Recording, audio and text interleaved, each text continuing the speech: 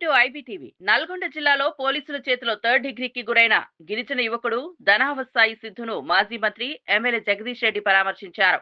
Urea కోసం ధర్నా చేసిన సాయి సిద్ధును పోలీసులు దారుణంగా కొట్టడాన్ని ఆయన తీవ్రంగా ఖండించారు. ఈ సందర్భంగా బీఆర్ఎస్ నేతలతో కలిసి బాధిత కుటుంబాన్ని పరామర్శించిన జగదీష్ రెడ్డి గిరిజన యువకుడికి పూర్తి అండగా నిలబడతామని హామీ ఇచ్చారు. రైతు సమస్యలను ప్రశాంతంగా పరిష్కరించాల్సిన చోట పోలీసులు దౌర్జన్యం ప్రదర్శించడం తగదని అన్నారు.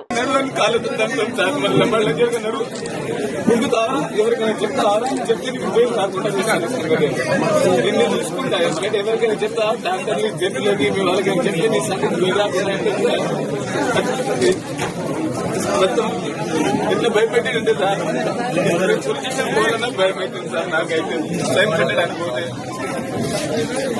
15 రోజులు ఉంటే సార్ పెట్టేవాళ్ళు లేదు సార్. నాకైతే రోజుకు 400-500 ఆటో నడిపితే జీవనాధారం సార్. నాకు ఆటో చూద్దాం సార్. బాగా 6 నెలల ప్రెగ్నెంట్ సార్. ఇక్కడ ఆయన కానిస్టేబుల్ ఇట్లా దుబ్బేసి పెట్టుకుంటే కొద్దిగా శరీరం మామూలు తాకితే ఇప్పుడు హాస్పిటల్ చూపించడానికి కూడా నాకేమీ లేదు సార్. దాని కోసం మీరు తగ్గించింది సార్. నా బిడ్డ చిన్న పార్లమెంట్